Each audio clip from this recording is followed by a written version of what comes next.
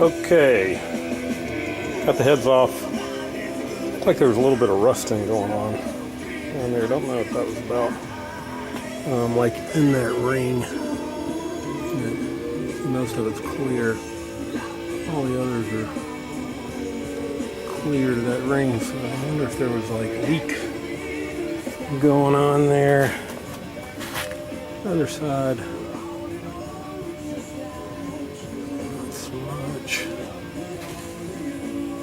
Looks all pretty good. Now, it was interesting that there was like these scratches on the bottom of the valves. Pretty black and sooty, but it's just bizarre, those little scratches.